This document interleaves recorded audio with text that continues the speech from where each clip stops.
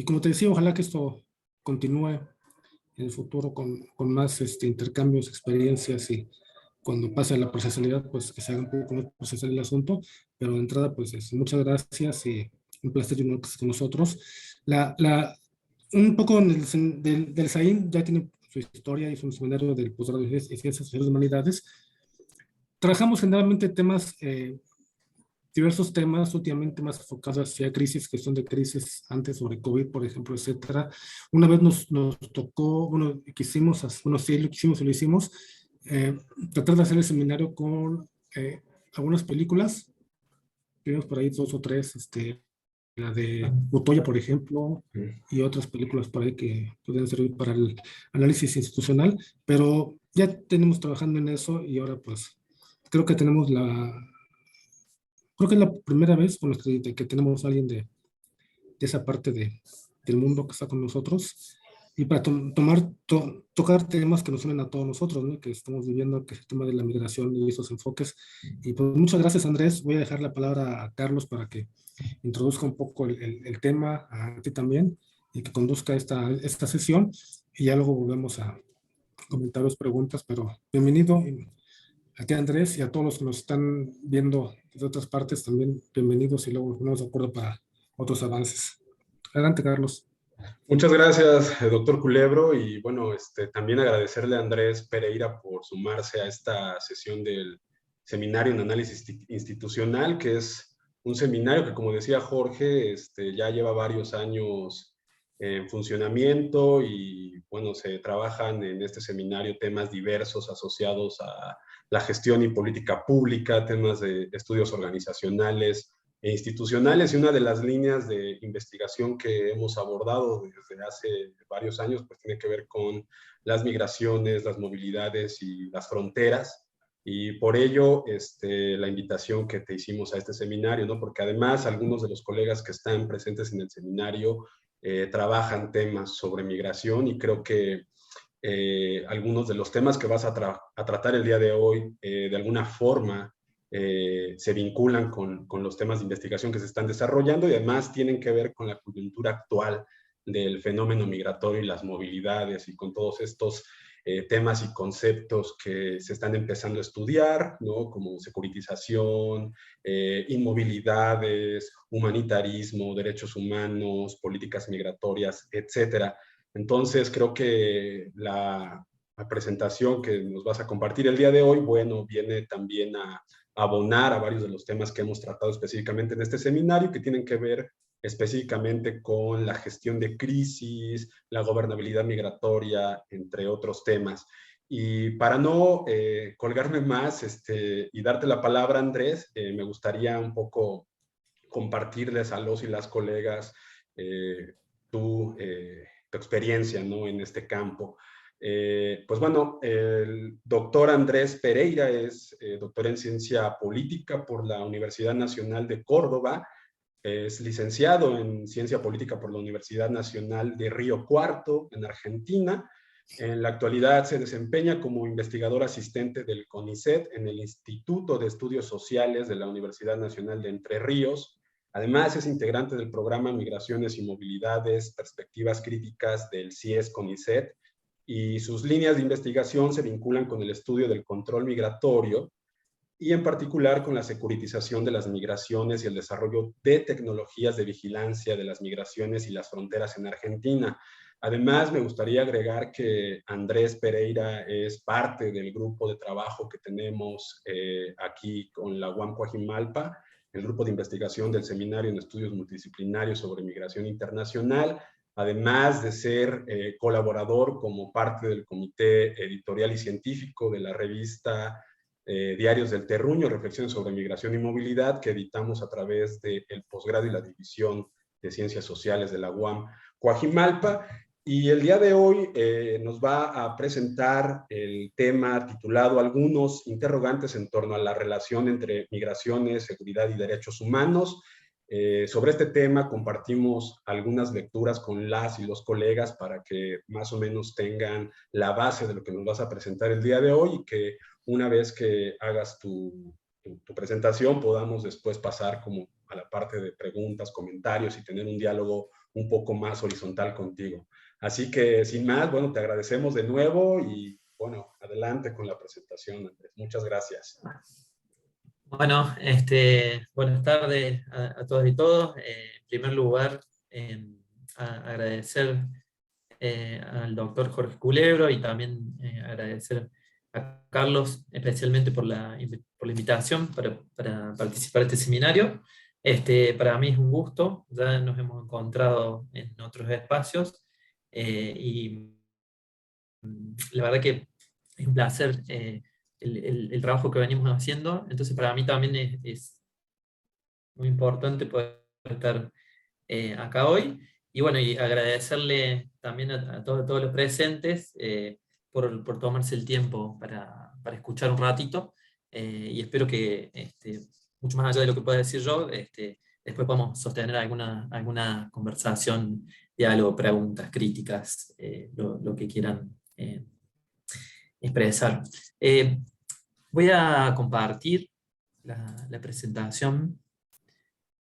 Ustedes me dicen si se ve bien. Sí, Sí, ya se ve. Perfecto. Bueno, la presentación tiene este título, que es algunos interrogantes en torno a las relaciones entre migraciones, seguridad y derechos humanos. El tema de trabajo está vinculado en relación a mi trabajo de tesis doctoral y sobre todo también a lo que he venido haciendo en los últimos años, que tiene mucho que ver con una lectura de las políticas migratorias digamos, en donde la seguridad y los derechos humanos aparecen no como una cuestión dicotómica en las políticas migratorias actuales de Argentina, y yo creo que uno podría pasar y pensar en otros casos nacionales, inclusive en Sudamérica tal vez, y probablemente también en muchos otros lugares del mundo donde la cuestión de la seguridad y los derechos humanos o el humanitarismo van unidas. Y yo lo que quería contarles básicamente es cómo llego digamos, a concebir la posibilidad de esta relación entre migración, seguridad y derechos humanos. Y mucho de esto tiene que ver con digamos, el contexto, el caso de estudio, que es el de la política migratoria argentina, que es donde yo arranco, digamos, un poco estudiando las políticas de control y las políticas humanitarias en relación a las migraciones internacionales. Entonces, en Argentina hubo un cambio muy importante en las políticas de la legislación migratoria que se dio a partir de los años 2003-2004, que implicó, entre muchas otras cosas, una de las más importantes, que fue la sanción de una nueva ley de migraciones a final del año 2003, promulgada en el año 2004, que había reemplazado la anterior ley, una ley, digamos, basada en una concepción de la doctrina de seguridad nacional. Fue una ley migratoria creada por la última dictadura militar en Argentina, con toda una impronta de control, vigilancia, y yo diría persecución, especialmente de la inmigración irregular y en particular de la inmigración limítrofe, que fue una ley que también de alguna manera marcó un poco la política, no solo de los años 80, sino y tal vez sobre todo la de los años 90 con los gobiernos neoconservadores, donde, digamos, esta ley funcionó como una herramienta de vigilancia, control y criminalización de la inmigración, en especial de la inmigración, de la llamada inmigración limítrofe de países vecinos que llevan a Argentina. Cuando aparece esta nueva ley del año 2004, que es una ley que de alguna manera está centrada o está basada en un enfoque de derechos humanos que implica el reconocimiento de un montón de derechos que antes no estaban reconocidos para las migraciones internacionales en Argentina, empieza a haber una incipiente producción académica en los años inmediatamente posteriores a esta ley, que empiezan a analizar las políticas migratorias de una perspectiva que se menciona como el cambio de paradigma. Es decir, empiezan a aparecer una serie de estudios que dicen, bueno, se pasó de una ley que estaba, o de una política migratoria que estaba basada en una concepción de la doctrina de seguridad nacional de los años 70 a una nueva concepción de la política migratoria centrada en un enfoque de derechos, digamos, donde la legislación argentina acogía muchos de los estándares internacionales de regulación en materia migratoria vinculada a derechos humanos. Y en cierto sentido, de alguna manera, en esos primeros estudios, la cuestión de la seguridad y del control quedaron un poco desplazados. Es decir, estos primeros estudios, sobre todo, yo creo que también en parte como consecuencia de la novedad de la ley, digamos, y todas las prácticas y todas las políticas vinculadas a la protección de derechos humanos que estaban apareciendo, de alguna manera desplazó la cuestión del control o de la seguridad, que eran desplazados del análisis de las políticas migratorias. Entonces, era como que se estableció una división muy tajante, tal vez, entre lo que era la relación entre migración y seguridad.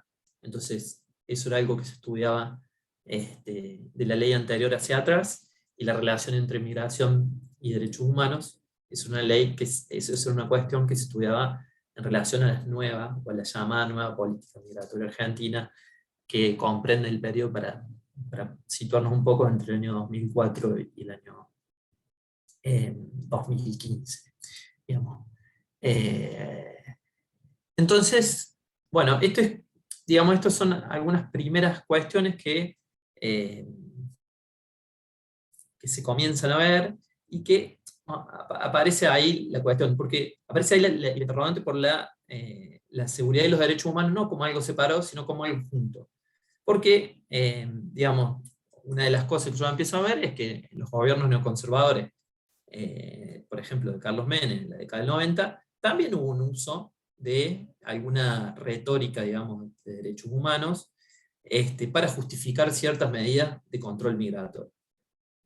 Digamos, entonces, como que me parece que en ese momento, ya voy a contar otros elementos más, surge una necesidad de matizar y de ver las políticas migratorias de una manera más compleja. Digamos, no es que las políticas migratorias solo atienden a las cuestiones de derechos humanos o solo atienden a las cuestiones de seguridad, sino además ver cómo muchas veces pueden estar entrelazadas, digamos. Entonces, bueno, ahí, digamos, a partir de ciertos hallazgos documentales, de realización de entrevistas a funcionarios públicos, y también a referentes políticos que estuvieron vinculados con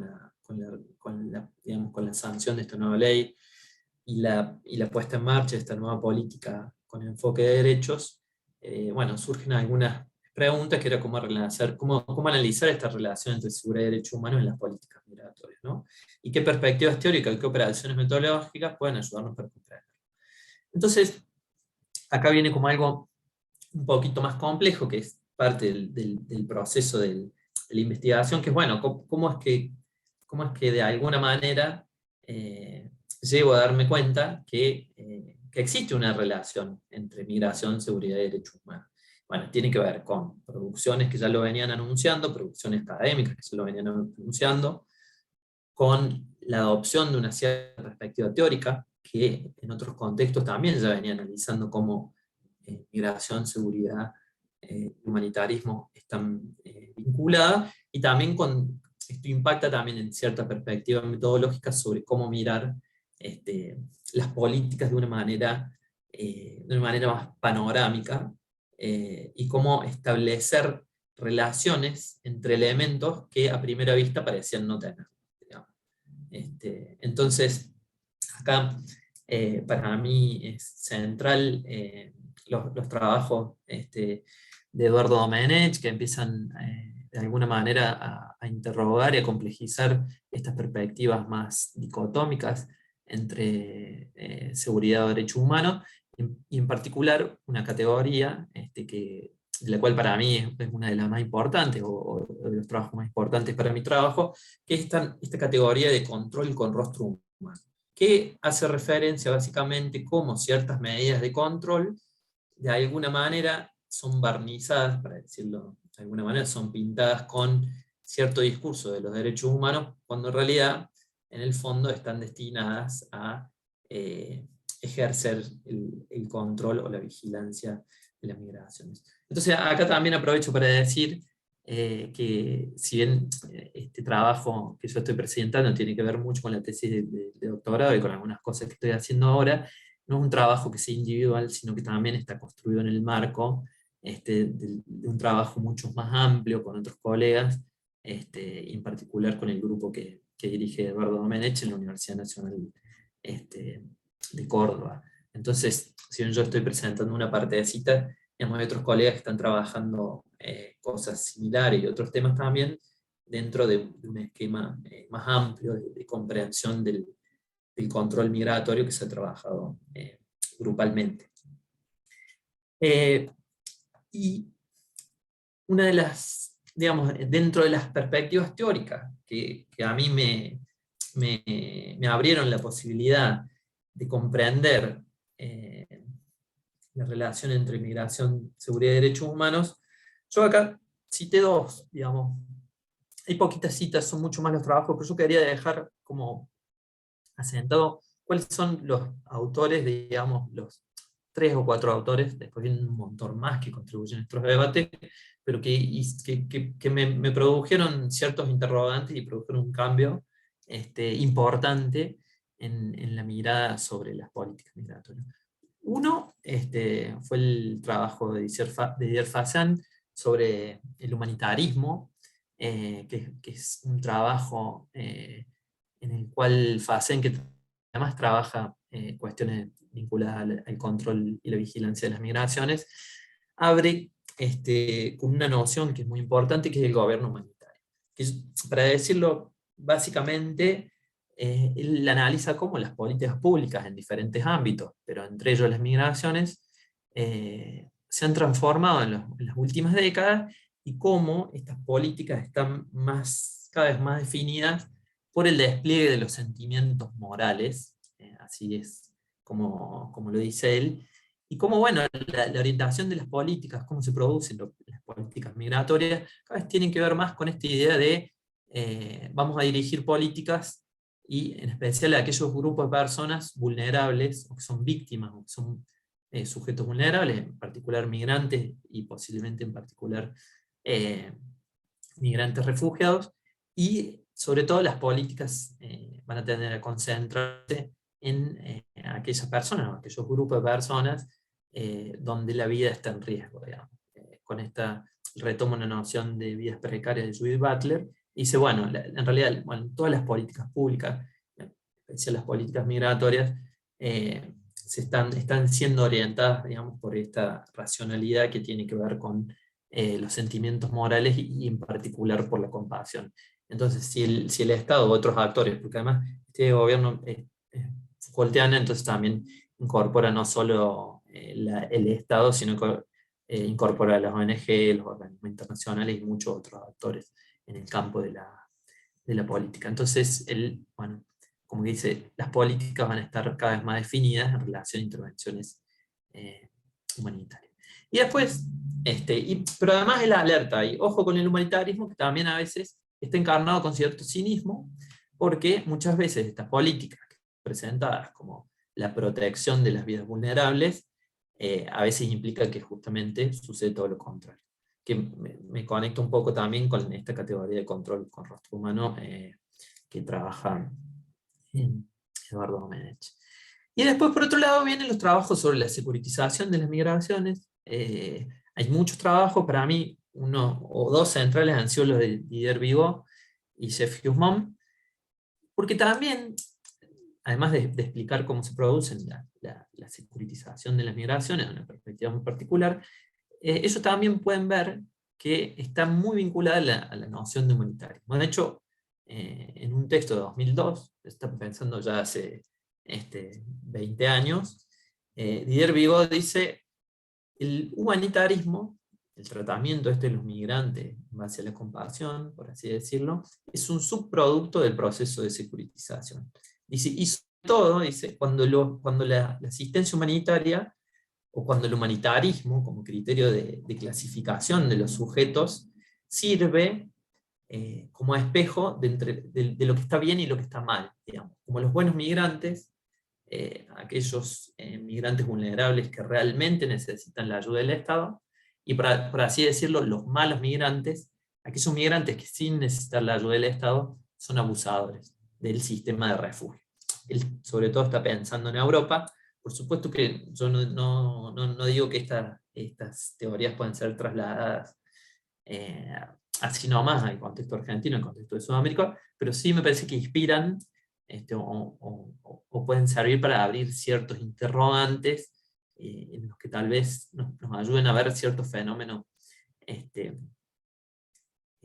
de alguna manera análogos tal vez en algún aspecto, y sobre todo en relación a esto, a la construcción, las políticas que cada vez están más centradas en la construcción de víctimas y amenazas, que me parece que es un efecto que se ve en la política migratoria y que también se ve en la política de muchos países de la región, donde cada vez más las políticas humanitarias hacen que, de alguna manera, y las políticas de securitización en conjunto, cada vez se hable más de figuras dicotómicas, o sea, una dicotomización en relación a las representaciones sobre los migrantes que tienen los estados, los organismos internacionales, por ejemplo.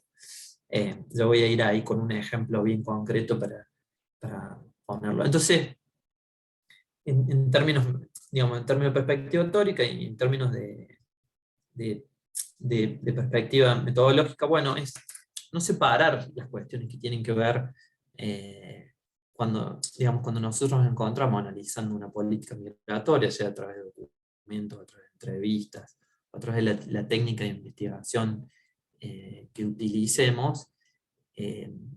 Me parece que una primera como alerta es no separar, o tratar de no separar las cuestiones que tienen que ver con la seguridad de los derechos humanos, sino tal vez tratar de ver, esto es una cuestión empírica, porque tal vez alguien podría decir, no, bueno, pero en un caso esto no funciona, y puede ser, por supuesto, pero sí tratar de ver cómo todas estas políticas implican la producción simultánea de víctimas y amenazas. Yo acá les pongo la relación entre migrantes buenos y malos, en un trabajo de Domenech que habla sobre las políticas de la hostilidad en Argentina, que se centra sobre todo en la lectura de las políticas de los últimos años, de la política migratoria argentina, en particular más o menos a partir de 2016-2015,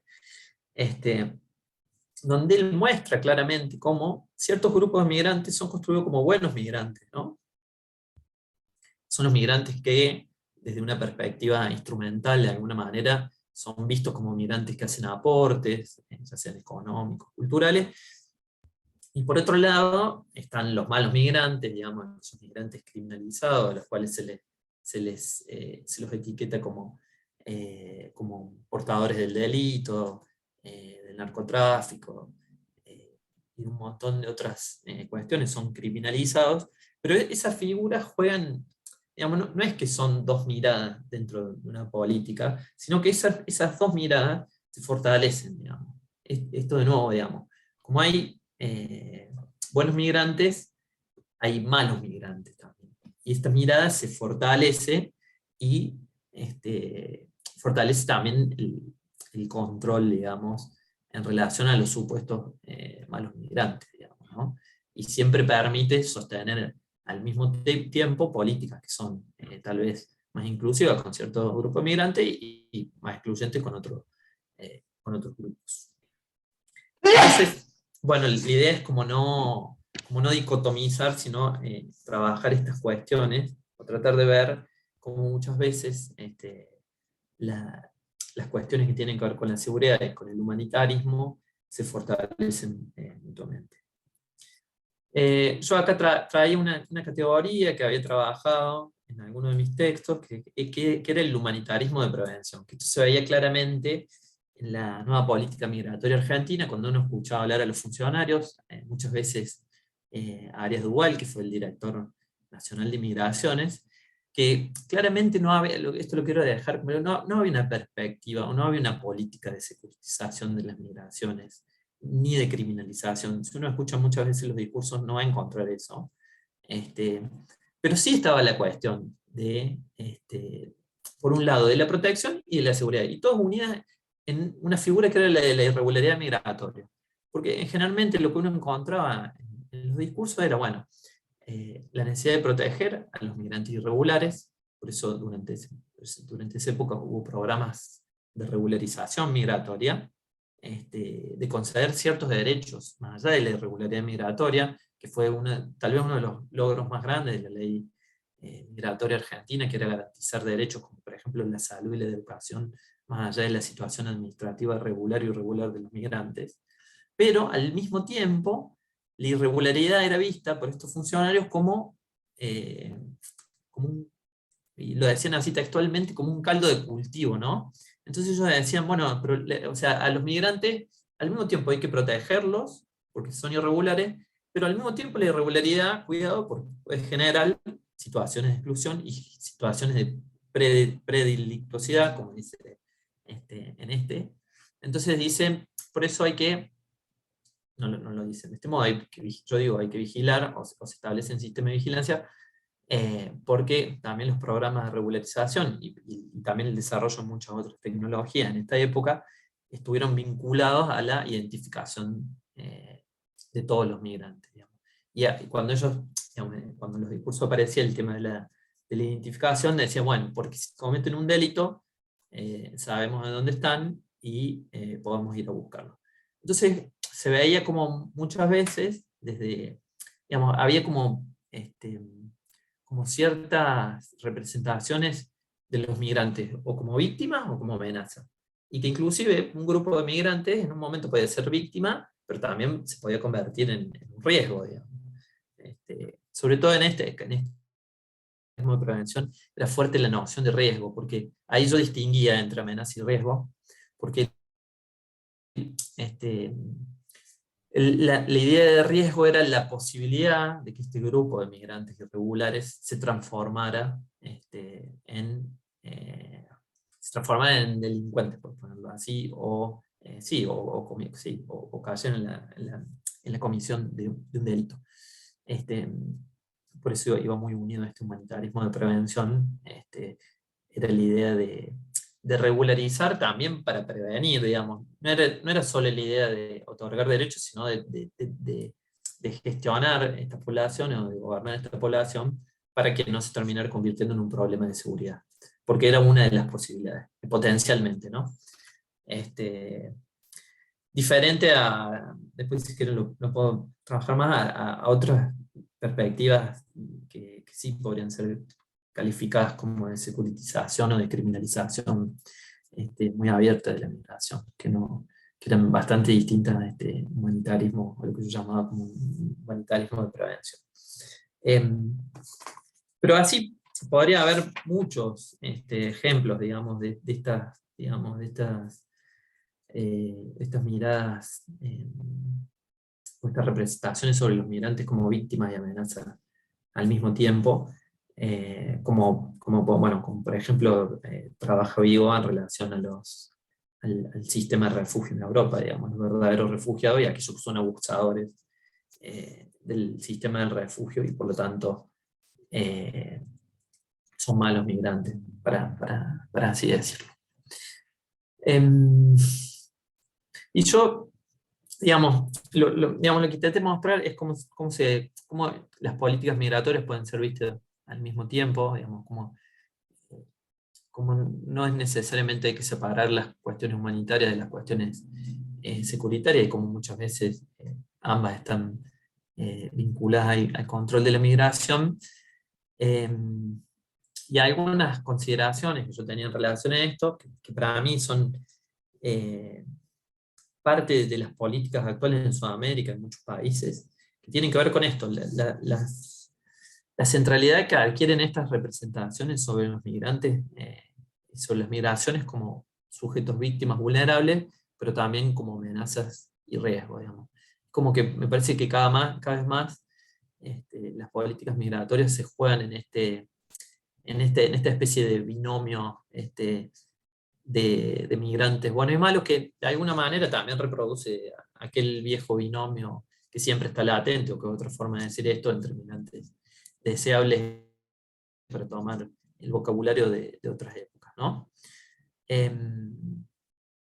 Acá también esta expansión de las políticas humanitarias en el ámbito de las migraciones como herramienta de control más allá de los casos nacionales, que esto también tiene que ver con una perspectiva, que es la perspectiva que trabajamos con el grupo de Eduardo Domenech, que tiene que ver con la lectura del régimen sudamericano de migraciones y fronteras, que no solo, digamos, que de alguna manera trasciende una perspectiva sobre las políticas por casos nacionales, como yo presenté el de Argentina, sino que tiende a ver la definición de las políticas migratorias como un campo de disputa que va más allá de los estados nacionales, donde también intervienen otros actores, de los cuales hoy en América Latina me parece que los más importantes son el ACNUR y la OIM, y donde el humanitarismo es una de las herramientas centrales para la gestión o para el gobierno de las migraciones actualmente. Sobre todo, o tal vez uno de los casos más relevantes, es el de la migración venezolana actualmente en la región. Y después quería traerles aquí como digamos, cuáles son las consecuencias de esta expansión del control a través del humanitarismo. Y acá me quedaba con algunas de las cuestiones que trabaja Fasan, Miriam Titting y Dadou Pimudou, que me parece que son autores que van muy en la línea. Y como dicen ellos, bueno, la construcción de estas políticas humanitarias favorece mucho la atención de la emergencia, por un lado, atender, digamos, estas vidas precarias, estas vidas vulnerables, pero por otro lado, también oculta la atención de la emergencia las condiciones históricas y las desigualdades estructurales que suponen estos movimientos migratorios, digamos. Es como se atiende la emergencia, pero de alguna manera estos actores no proveen soluciones para, por así decirlo, los verdaderos orígenes de estos movimientos migratorios. Entonces, yo puse ahí entre paréntesis el sufrimiento individualizado, ¿no? Se ve la cuestión humanitaria como la cuestión de atender a sujetos individuales, pero de alguna manera queda sí, como solapado otras discusiones que tienen que ver sobre las condiciones estructurales que también están detrás de la movilidad de estas personas en sus países de origen, ¿no? Y finalmente, cómo el humanitarismo también se convierte en un criterio de selección y control, y cómo todo aquello que no queda dentro del humanitarismo queda relegado a estas cuestiones del control y de la seguridad, digamos. Es como de alguna manera, yo creo que de alguna manera funciona como una forma de justificación de los estados y de los organismos internacionales sobre qué temas atender, y después, digamos, para el resto quedan las políticas públicas tradicionales, digámoslo así, de control y de securitización. Entonces, de alguna manera el humanitarismo se convierte como en la posibilidad de excepción frente a unas políticas migratorias que tradicionalmente han tenido como objetivo el control de la población desde diferentes cuestiones o de diferentes perspectivas, ya sea por cuestiones económicas, por racismo, por un montón de otros tipos de formas de control. Entonces, me parece que es necesario mirar el humanitarismo en contraste con las otras políticas, y también entenderlo como una forma tal vez de excepción frente a lo que sucede con un montón de otros grupos de migrantes, que incluso muchas veces hasta pueden estar en las mismas condiciones. Una de las preguntas que uno podría hacerse es ¿por qué se ha dado un tratamiento humanitario a la migración venezolana en muchos países de la región y no así a la migración haitiana, que bajo ciertas situaciones que son en ciertos sentidos similares se tratan de diferente manera, aunque las dos podrían entrar en esta idea de tratamiento humanitario.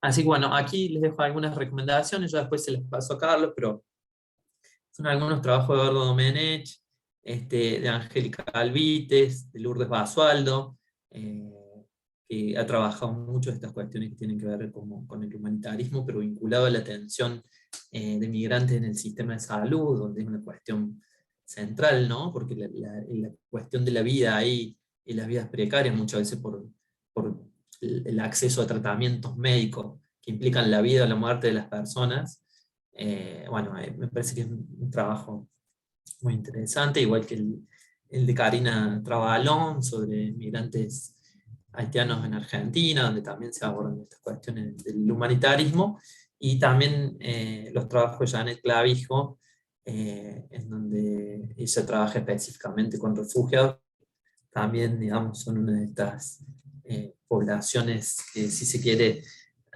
son de alguna manera de alguna manera la razón de ser del humanitario.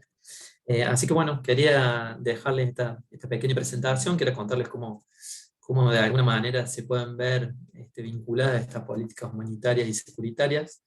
Y bueno, de nuevo agradecerles por el tiempo.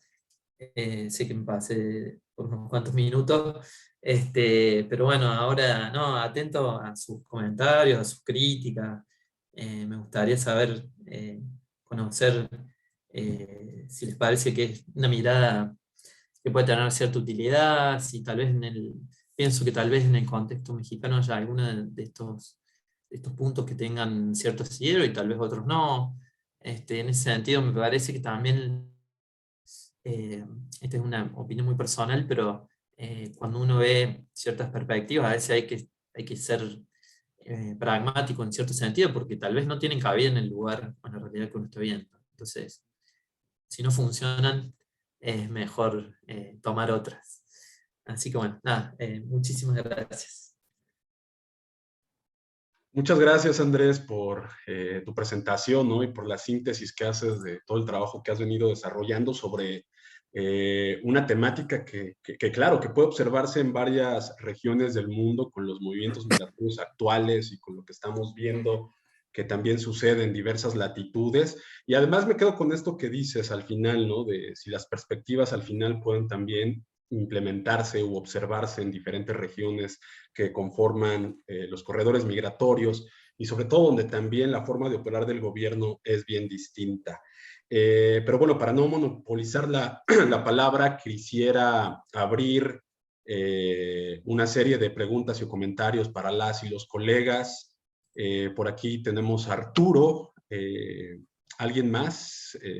¿Quiere? Rocío. Y si quieres, tomamos estas dos primeras intervenciones y después continuamos así el debate y la discusión. Adelante, Arturo. Hola, ¿qué tal? ¿Me escuchan?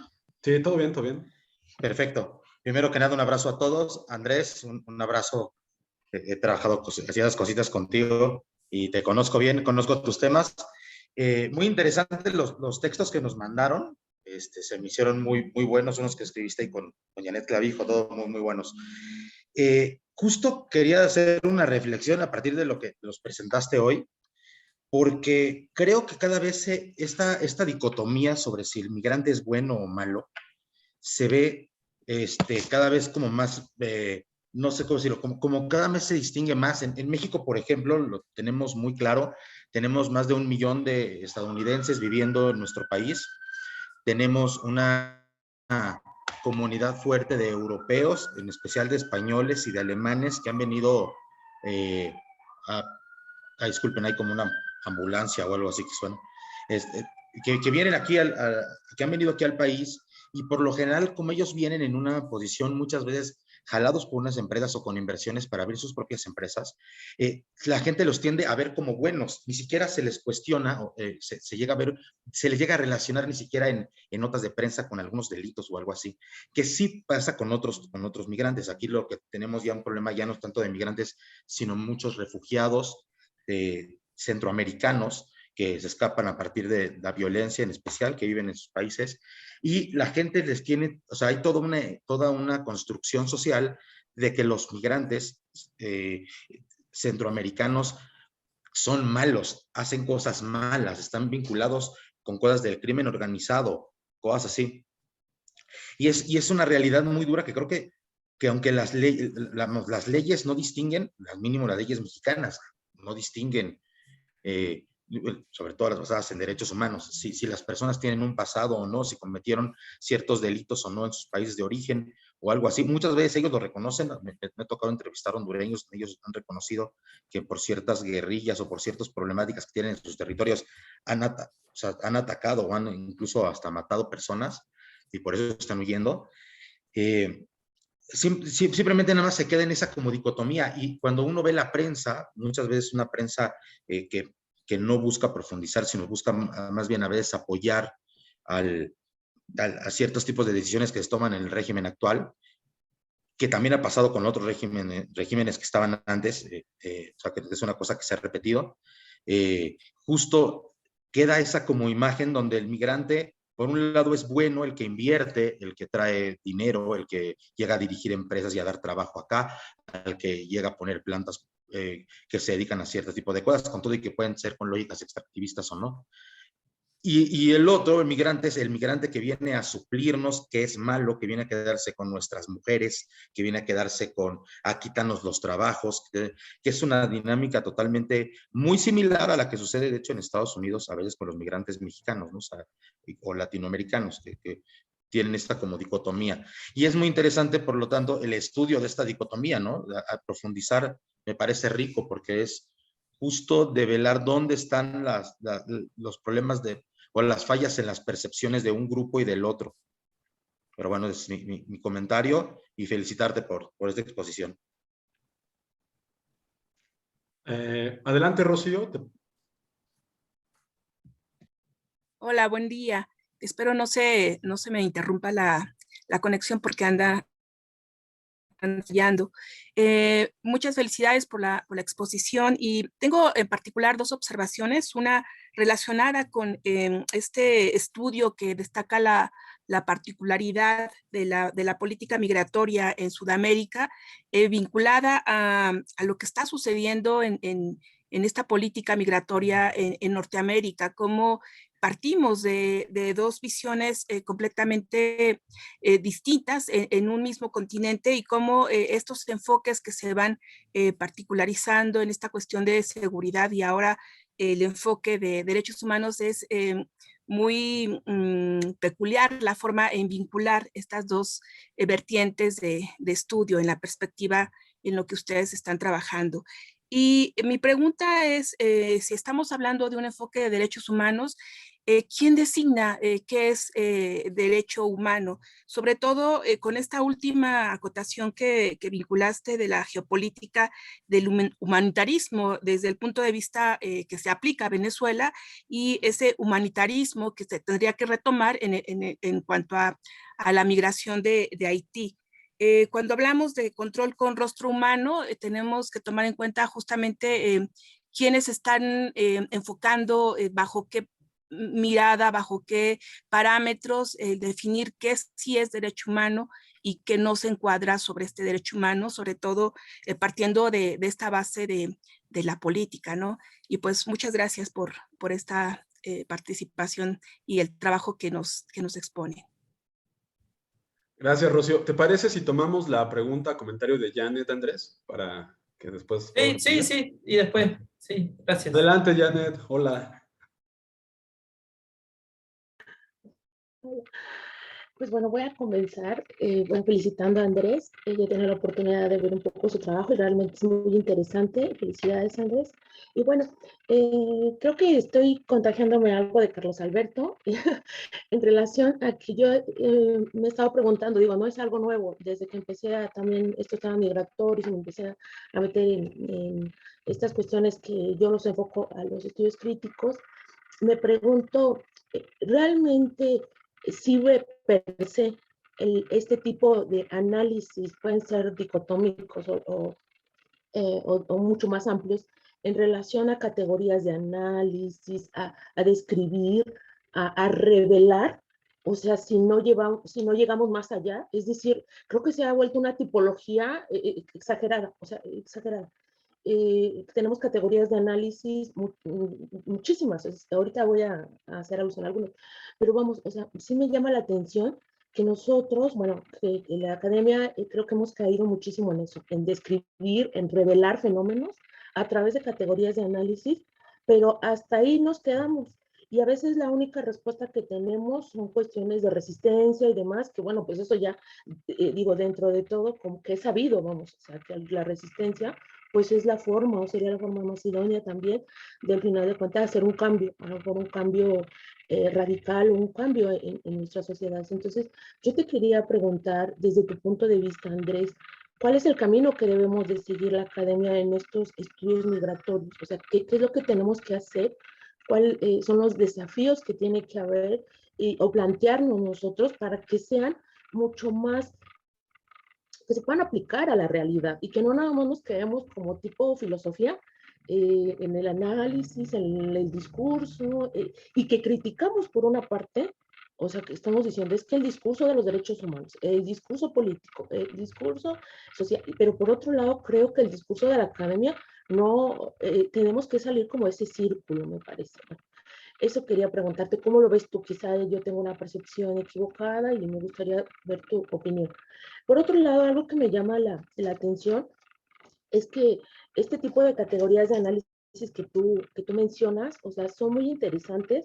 O sea, realmente esto es como que nos llama la atención porque dices, bueno, es que se le ve como al migrante como un riesgo. Pero ¿qué pasa cuando ya, o sea, de facto lo conviertes en delincuente? Como pasa o como pasó con las políticas estadounidenses en el gobierno de Donald Trump, en donde automáticamente el ser un migrante irregular ya no caes en las cuestiones administrativas o en la falta administrativa, sino en un delito.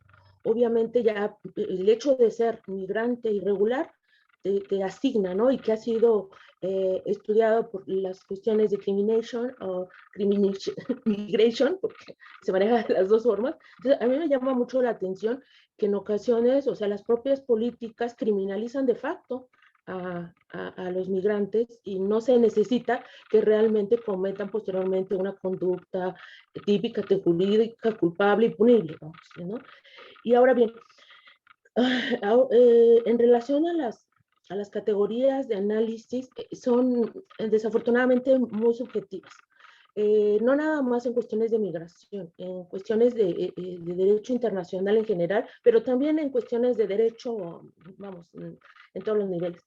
A mí me llamó la atención cómo tú manejas pues este tipo de categorías, pero también, por ejemplo, la causa justa, o sea, ¿qué es la causa justa? O sea, hay muchísimo subjetividad, o el bien común, o la intención correcta, ¿no? O medios proporcionales, o sea, todo esto es básico del derecho internacional, o sea, en general. Y entonces tú te preguntas y dices, bueno, es que si tú te vas a las sentencias que pueden haber en relación desde la Corte, hablando de derechos humanos, desde la Corte Interamericana de Derechos Humanos, la Comisión Interamericana de Derechos Humanos, los comités de derechos humanos en materia regional y demás, bueno, te vas a encontrar una multiplicidad de interpretaciones que en ocasiones es sumamente complicado.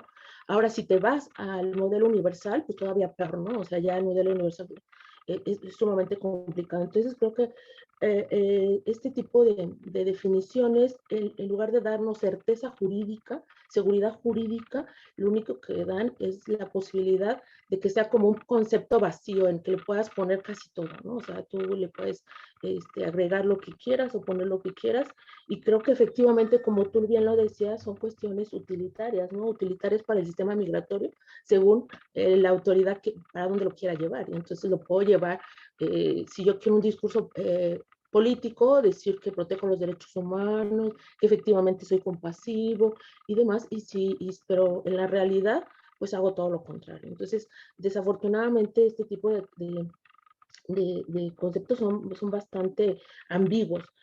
Y luego me puse a pensar efectivamente en que muchas ocasiones, más los juristas como yo, somos mucho de decir, no, pues es que ya se ha avanzado demasiado, ¿no? O sea, hay muchísimos principios que nos ayudan, la interpretación conforme, el principio pro homine, todos los principios de derechos humanos, el control de la convencionalidad, de la constitucionalidad, etcétera, etcétera, etcétera. Pero en muchas ocasiones, desafortunadamente, no nada más es que se desarrollen, sino que realmente se implementen.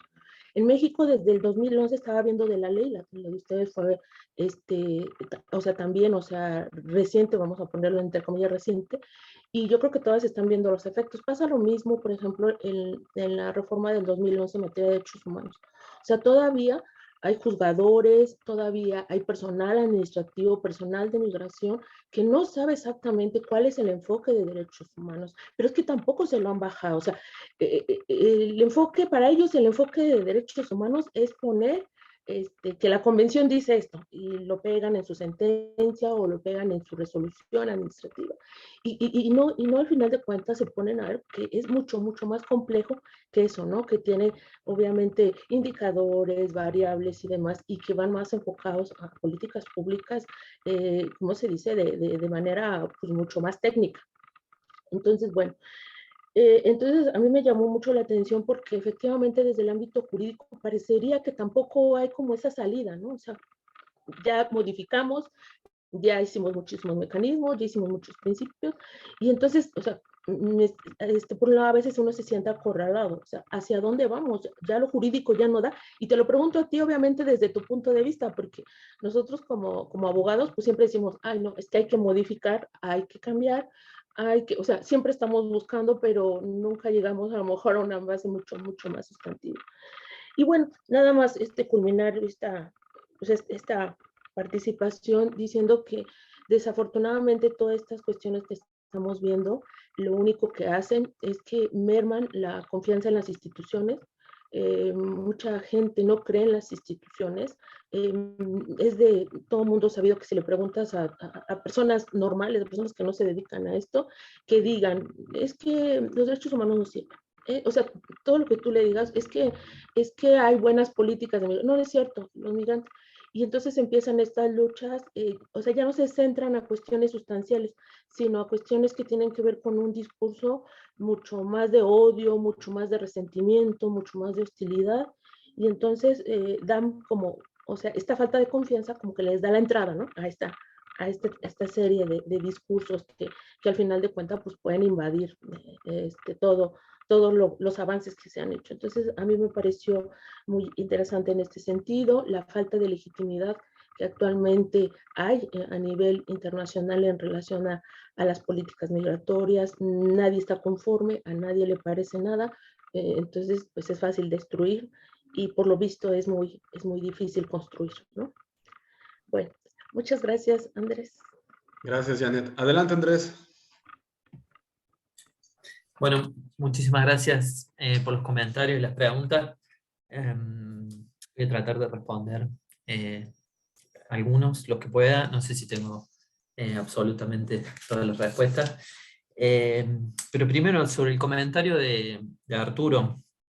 Me parece que esto de la dicotomía entre buenos y malos migrantes me parece que es nodal. Me parece que hoy está como...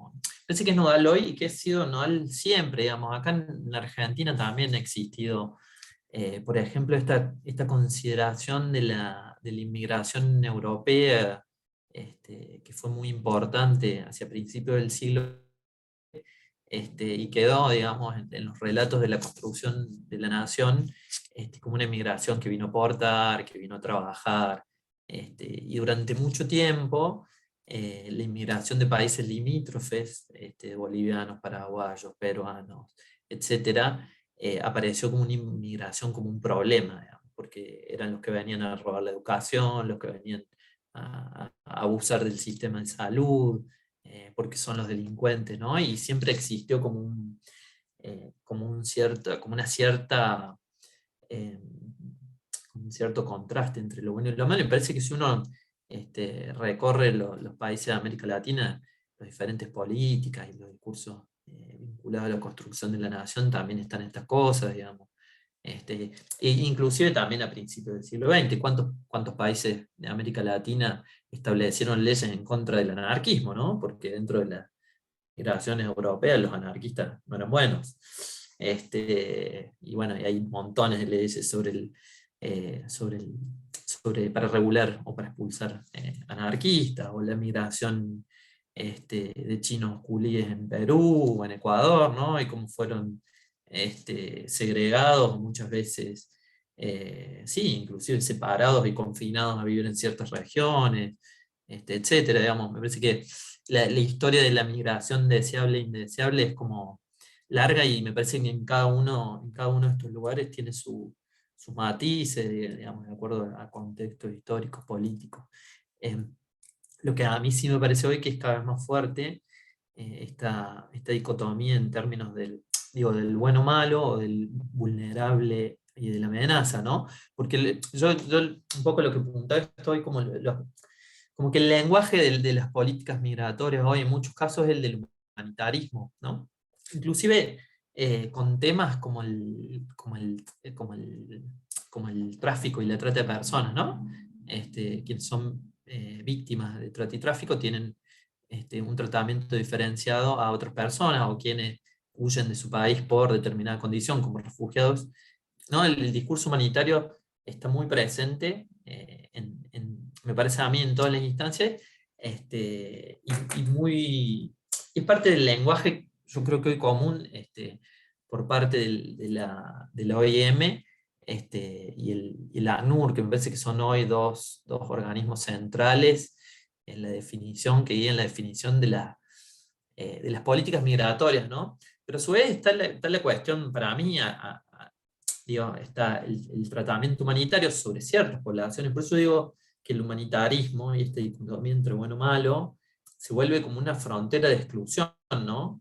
O como una excepción, digamos, porque vamos a darle tratamiento a las migraciones de las personas que de alguna manera lo merecen por ciertas condiciones, y que a su vez va también unido me parece a mí, como a la aceptación de esta distinción entre refugiados y migrantes, por ejemplo. Los migrantes económicos se van de sus países, pero no, digamos, como en otras condiciones, digamos. Y muchas veces eso, no sé, yo creo que habría que cuestionarlo y revisitar algunas cuestiones para ver cómo el humanitarismo sirve a construir, que no quiere decir que no haya gente que se mueva en peores condiciones que otras, pero que digo, me parece que en cierta manera el efecto es que vos atiendas a ciertos grupos migrantes y que otros queden absolutamente por el canal que tenía el Estado. En Argentina pasó, hubo muy buen, para mí hubo una retórica mucho más inclusiva con los migrantes latinoamericanos cuando aparece la nueva política migratoria y se hacen los programas de regularización, y además quienes provenían de países parte del Mercosur, que el Mercosur extendido, que era casi toda Sudamérica, podían ingresar y pedir una residencia argentina solo con certificar su nacionalidad. Pero para los migrantes extra-Mercosur, que es lo que pasa en Argentina, desde siempre, quedaron como en otro grupo de migrantes que necesitan tener un trabajo. O sea, tienen que ser contratados por alguien para poder tramitar una residencia para quedarse en Argentina. Entonces uno ve ahí como, digamos, estos discursos que fue muy efectivo y muy inclusivo en relación a las migraciones limítrofes, dejó por fuera o excluidos a otros tipos de migrantes. Entonces después, permanentemente el Estado está generando procesos de regularización para migrantes senegaleses, migrantes haitianos, migrantes dominicanos, porque quedaron, ¿no?, excluidos bajo digamos, lo que se criticaba en los 90, que era que los migrantes no iban a conseguir nunca un empleo, porque además las condiciones de Argentina eran tremendas. Ahora es lo que sufren los migrantes de otros países, digamos. Entonces, me parece que ahí hay que como que revisar digamos, cómo estas figuras de buenos, malos, vulnerables, víctimas, amenazas, son las que de alguna manera rigen las políticas y qué efectos tienen. Más allá después de la postura política de cada uno, que puede pensar está bien, está mal, digamos, pero sí como la intervención del lenguaje humanitario tiene efectos muy claros sobre la política. Y después sobre lo que decía Rocío, que para mí es nodal, digamos, bueno, pero ¿quién dice que es derecho humano y que no? Y que justamente una de las cosas más interesantes es que el campo de los derechos humanos es un campo de disputa, digamos. Entonces, ahí van a aparecer un montón de actores diciendo que lo que ellos proponen como política es una política de derechos humanos, y vos te vas a encontrar, puede ser un gobierno, por ejemplo, y vos te vas a encontrar que desde el frente, las organizaciones de derechos humanos, o ciertos grupos de abogados, etcétera, te van a decir, no, que es mucho más que esto, ¿no? Y digamos, van a mover, va a haber como una disputa entre qué son los derechos humanos y qué no. Yo ahora estaba pensando, Carlos, que tendremos que compartir un trabajo, que es uno de 2019, que es donde yo trabajo como diferentes tipos de humanitarismo, y uno de los humanitarismos es el humanitarismo de contestación, que en la política argentina, en la política migratoria argentina, fue el que jugaron las organizaciones de derechos humanos y las organizaciones de migrantes para transformar la ley. Digamos que ahí la perspectiva política sobre los derechos humanos no es la misma que la del gobierno, y es una perspectiva política de que, digamos, de alguna manera está intentando mover la frontera hacia una política de mayor reconocimiento, de mayor incorporación de estándares. Inclusive en la ley argentina hay un artículo, que es el artículo 4, que es el que muchos, digamos, no lo dice textualmente, pero es en el que se basan para decir que existe el derecho humano a migrar, y cuando vos le preguntás a un funcionario qué quiere decir ese artículo, y cuando vos le preguntás a una organización de derechos humanos qué quiere decir ese artículo, justamente ahí vas a ver con claridad que es una absoluta disputa qué quiere decir que hay un derecho humano a migrar, por ejemplo, ¿no? Entonces me parece que siempre que se habla sobre estas cuestiones hay que tener en cuenta que es un campo disputado. Uno podría pensar también cómo trabajan el ACNUR y OIM en relación a los derechos humanos, si promueven la incorporación de ciertos estándares y de otros no. Yo digo muchas veces ahí me quedo pensando con esto que decía Janet en relación al derecho, ¿no? Que haya ciertos estándares no quiere decir que se puedan producir nuevos, que sean mucho más inclusivos que los que ya están, digamos. Porque uno tenga una política migratoria que supere los estándares internacionales, ¿no? Porque los estándares de alguna manera son como el mínimo, son como el piso, ¿no? Entonces, bueno, de nuevo ahí también está esta disputa. Y después en relación a lo que decía Janet, yo no me animaría a contestar cuál es el desafío de los estudios migratorios, porque me parece que es una... No sé si me corresponde a mí decirlo. Yo creo que puede haber diferentes apuestas, digamos, en relación a cuál es el desafío. Yo personalmente creo, comparto, que el desafío es generar, digamos, porque nuestro trabajo también es académico, entonces es generar ciertas categorías críticas que nos permitan revelar ciertos fenómenos y pensar, yo creo que acá tal vez sea una postura un poco más política, y que nos permita pensar cómo podrían ser las cosas de otra forma. Pues yo cuando estaba preparando la presentación muchas veces pensaba, bueno, ¿y qué otro, nos podríamos preguntar, ¿no? ¿Qué otro tratamiento se le podría dar a la migración venezolana, o a la migración haitiana, o a la migración limítrofe en Argentina, no sé, o en cualquier país? ¿Qué otras formas de tratar las migraciones que no están, que hoy no están tal vez? De ahí uno ya verá cada uno cuál es la perspectiva que más le convence. Pero cómo pensar las migraciones tal vez en repertorios que hoy no están en los lineamientos que nos proponen ciertos gobiernos, ciertos organismos internacionales, o uno podría pensar cómo se podrían mejorar esos lineamientos, digamos. Me parece que ahí, en relación a la cuestión académica, hay una cuestión que tiene que ver posiblemente con la creatividad, digamos, con una cuestión, por un lado, descriptiva, tal vez. Bueno, Yo creo que las categorías del humanitarismo, de la securitización, de alguna manera, por lo menos en mi perspectiva, son útiles en relación a revelar ciertas cuestiones. Y después, ¿qué hay que hacer de ahí más? Es mucho más complejo, y me parece que implica como cierta creatividad, incluso cierta creatividad política, si uno está pensando en influir o tener incidencia, ¿no?, sobre el campo de las decisiones políticas como academia. Yo, de todos modos, yo creo que interrogar al Estado de alguna manera, me parece que es una forma. Interrogar, por ejemplo, la arbitrariedad de las categorías con las que el Estado construye su pensamiento, retomando un poco al sociólogo argelino Abdelmalek Zayad, cuestionar el pensamiento de Estado. Digamos, ¿por qué pensamos en migrantes ilegales durante mucho tiempo? Durante mucho tiempo, y en el campo de estudios migratorios, se había reproducido la idea de ilegalidad migrante, cuando en realidad el que está interesado en distinguir entre ilegales e ilegales es el Estado. O sea, si vos me preguntás a mí personalmente, no tengo ningún interés, porque no controlo poblaciones, digamos, por decirlo de alguna manera, ¿no?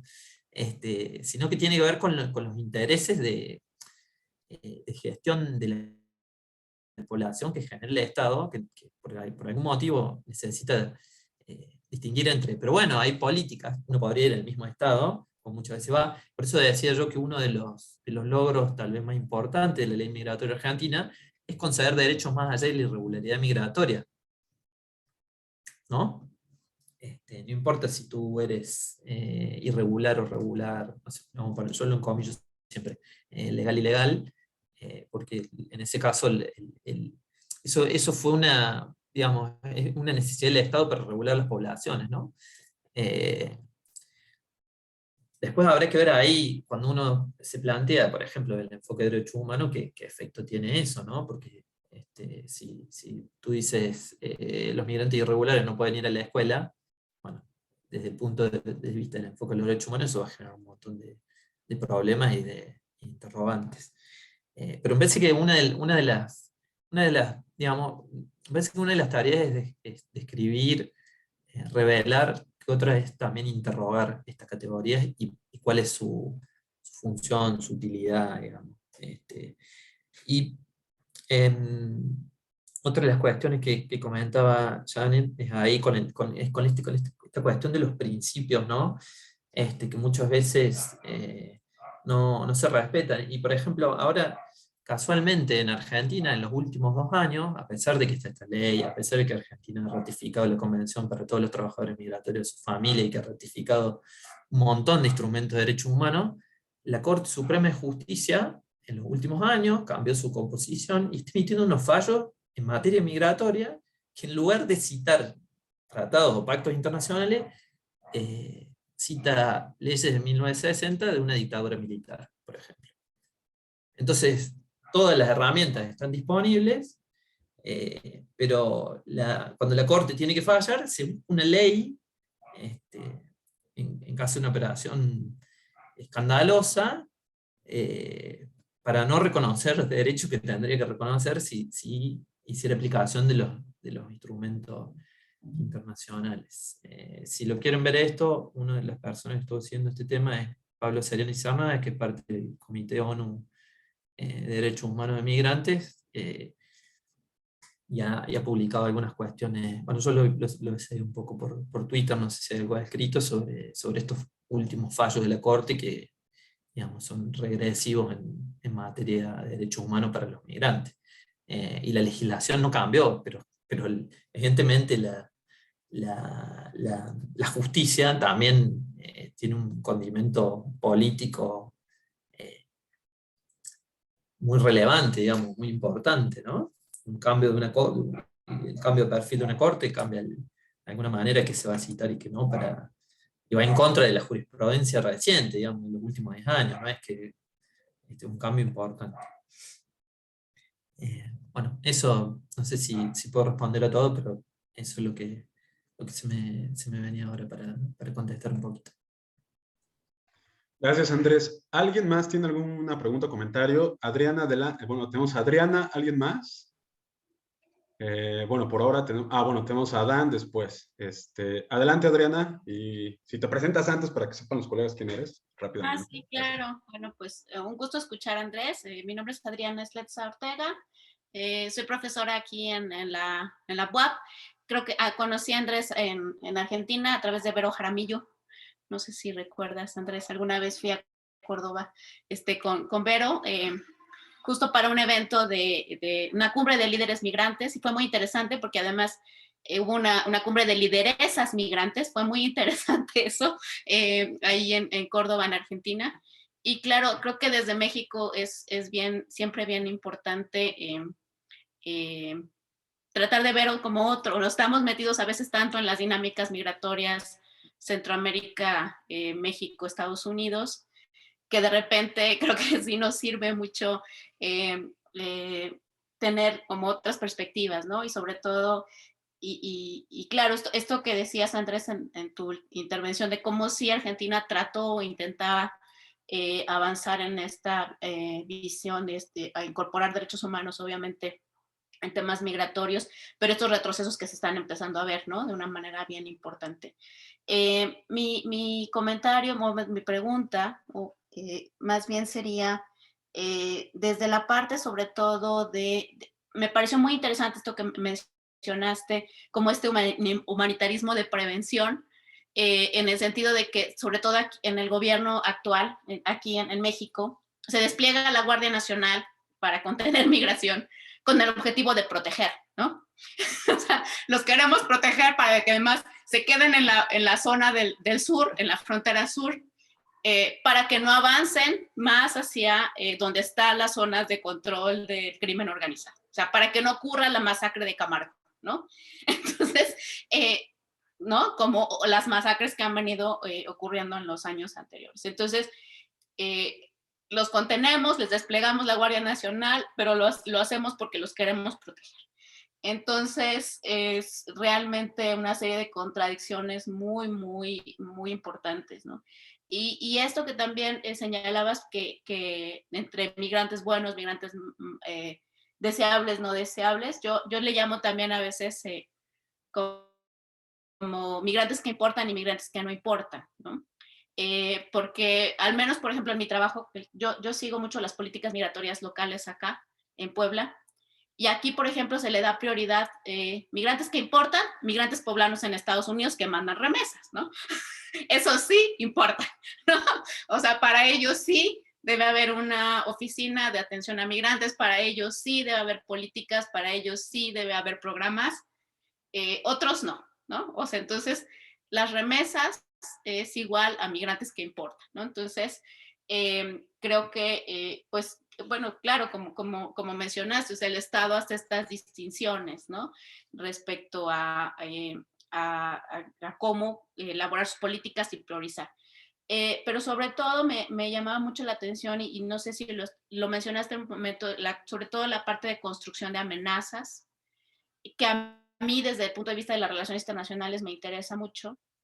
Es decir, las poblaciones migrantes como amenazas, ya no solo nacionales, o sea, es decir, dentro del territorio, en el Estado, sino como amenazas transnacionales, ¿no? Entonces, lo mencionaste como al principio un poco esta parte de amenazas, y me gustaría saber si has desarrollado un poco más este asunto, o en esta línea o en otras. Gracias. Gracias, Adriana. Adelante, Adán. Sí, intentando hilar, ¿no? La participación que acaba de hacer Adriana, en el caso de este corredor Centroamérica, México, Estados Unidos, México ha asumido, ¿no? O más bien, ha asumido la securitización, subordinando los derechos humanos, ¿no? Es decir, este asunto que menciona Adriana, el asunto de poder securitizar el territorio mexicano, sus fronteras, pasa por subordinar los derechos humanos, la ley de migración, ¿no? la ASPAN, ¿no? La iniciativa Mérida, tienen el objetivo, ¿no?, de mantener seguras las fronteras de amenazas terroristas, del crimen organizado. Sí, solo sí, se llevan a cabo controles migratorios con un talante militar, con un talante policíaco, ¿no? Y en esa medida se puede proteger ciertos derechos humanos. O sea, como un toma y daca, podemos proteger a nuestros ciudadanos siempre y cuando subordinemos estos derechos humanos, o más bien violar los derechos humanos de estos migrantes que no importan, ¿no? Estos migrantes que potencialmente pueden ser peligrosos. Y no son peligrosos, en el caso mexicano, para el territorio nacional, para la soberanía mexicana, sino para la soberanía y la seguridad nacional estadounidense, ¿no? Entonces ahí está subordinación de los derechos humanos por la securitización del territorio nacional, que de fondo es la securitización de el territorio estadounidense. Entonces, pero ¿qué hay detrás de todo esto, no? Dicho grosso modo, de manera muy general, pues este asunto de no interrumpir los intercambios económicos que favorecen a Estados Unidos, ¿no? Dejar pasar a los migrantes que aportan a su economía, dejar pasar autopartes, insumos, ¿no? Materias primas que son muy baratas en el contexto del Telecán. Entonces, lo que se privilegia es la esfera económica sobre la esfera de los derechos humanos, ¿no? Y tiene que pasar por la mediación de securitizar las fronteras, el territorio nacional, estirar la frontera de Estados Unidos hacia el sur, ¿no? Hacia América, hacia Centroamérica, haciendo un control regional. Pero no sé cuál sería en la situación específica del caso argentino, ¿no? Es algo que me da curiosidad, ¿cuál es tu interpretación de lo que está pasando en el territorio sudamericano, ¿no? Con este asunto que mencionas del Mercosur, ¿no? Migrantes que bajan todavía más hacia el sur, ¿cuál es el papel que está jugando Argentina, ¿no? Como este polo de atracción de migrantes, ¿no? Gracias. Gracias, Adán. ¿Alguien más tiene algún comentario o pregunta? Sino para dar la palabra a Andrés. Bueno, creo que por ahora no. Adelante, Andrés. Dale, muchas gracias por los comentarios. Voy a empezar al revés por Adán. Hay una cosa que, voy a empezar por esto que decía Adán, ¿no? Que tiene que ver con securitizar ciertos tránsitos, pero también no entorpecer el comercio y no entorpecer otros tránsitos, ¿no? Como los que generalmente suelen ser denominados como, no sé, como migrante inversor o migración calificada, como suele llamarse, ¿no? Y ese me parece un punto central que surge cuando uno analiza políticas de control. Uno se piensa, o uno empieza hablando del control y inmediatamente piensa en las restricciones, ¿no? Pero en realidad, el control es siempre restringir algunos tránsitos y poder acelerar otros. Digamos. Esto se ve muy claro en relación a cuando se aplican tecnologías de control, y especialmente en el ámbito aeroportuario, las organizaciones como IATA, que es la que reúne las cámaras empresarias, o la OASI, que es la que reúne los estados que regulan toda la cuestión de la aviación, queda claro que siempre estas tecnologías sirven para identificar posibles amenazas, pero para acelerar el tránsito. Digamos, más en lugares donde los tiempos están así como súper medidos y donde se mide el rendimiento empresario de las aerolíneas y de los mismos concesionarios aeroportuarios por la cantidad de gente que pasa por minuto por una puerta, ¿no? Entonces, siempre que se habla de control, no hay que perder, me parece a mí que no hay que perder de vista esto, que siempre es restringir, frenar algunos flujos y acelerar otros. Siempre el control tiene estas dos caras, porque parece que cuando uno habla de control habla solo de restricciones, ¿no? Y no está separada. Porque hay una perspectiva también sobre la economía, sobre el desarrollo que está detrás de esto. Y también aprovecho lo que decía Adam en relación a esto que quedan subordinados los derechos humanos, y a mí se me ocurre como pensar, bueno, si, ¿qué pasaría si a ver, por ejemplo, ¿haría falta tal despliegue humanitario si la frontera sur y norte de México estuvieran abiertas a la circulación de las personas? O sea, ¿harían falta refugios o otro tipo de dispositivos humanitarios para asistir a los migrantes si la circulación fuera de otro modo? Esa es una pregunta. Lo mismo que los campos de refugiados en Europa, si Europa no estuviera cerrada para la migración, especialmente tal vez para la migración africana, ¿no? Hay muchos autores que dicen que van en esta línea, digamos, por eso digo, y en esa línea otros dicen, el humanitarismo es un subproducto de la securitización.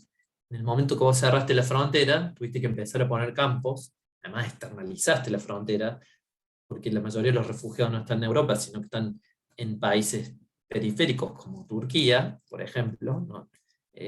Además esto es comprobable, no tengo los números, siempre digo que los voy, pero está estudiado, digamos. No es Alemania ni Francia el país que más recibe refugiados, sino que son países como Turquía, Grecia, digamos, que están más vinculados a la frontera, a las fronteras exteriores de Europa. Pienso en Estados Unidos, posiblemente se pueda pensar de un modo muy similar, digamos, cuando vos construís una frontera como fortaleza, después el tránsito se hace mucho más complicado, y ahí es cuando necesitas de estos dispositivos humanitarios, ¿no? ¿Qué pasaría si la circulación fuera de otro modo, ¿no? O incluso uno puede pensar, ¿por qué no eran necesarios en la década del 50, el 40? Y ni hablar cuando existía el programa Bracero, ¿no? Cuando Estados Unidos decididamente promovía inmigración desde México. Para pensar, porque hay que pensarlo, creo que históricamente y diacrónicamente. Me parece que siempre es bueno mirar un poco la historia también para comprender otras alternativas, pero bueno, obviamente ha habido muchos cambios, y entre estos también creo que el humanitarismo, ni hablar, para mí es un punto que la otra vez creo que lo comenté con Carlos, me parece que en una charla que tuvimos, es quién financia muchos de los dispositivos humanitarios, el Departamento de Estado a través de USAID. Eso me parece, yo siempre insisto porque lo he visto, he buscado algunos documentos de USAID y he bajado algunas cosas, pero no tengo dimensión de la cantidad de dinero que se destina. Yo creo que un punto para trabajar, para ver cómo es la efectividad de ciertas políticas, tiene que ver con el uso de recursos, ¿no? Por ejemplo, se sabe que hoy el estatuto temporal en Colombia, mucho del dinero proviene de ahí, digamos, no sé cuánto, es un tema de investigación muy interesante ver cómo se financian también. Y además cómo el financiamiento posibilita ciertas políticas. ¿Y qué pasa cuando no tenés financiamiento para hacer una política, digamos? También en esto hay que ver cuál es el grado de autonomía que tienen los estados para producir sus propias políticas, digamos, o si directamente reciben o ejecutan ciertos lineamientos políticos, porque también vienen con dinero para ser ejecutado, como una cuestión a indagar, a tener en cuenta, o a problematizar. Me parece que es sumamente interesante ese punto. ¿Y Argentina qué papel juega en en este régimen?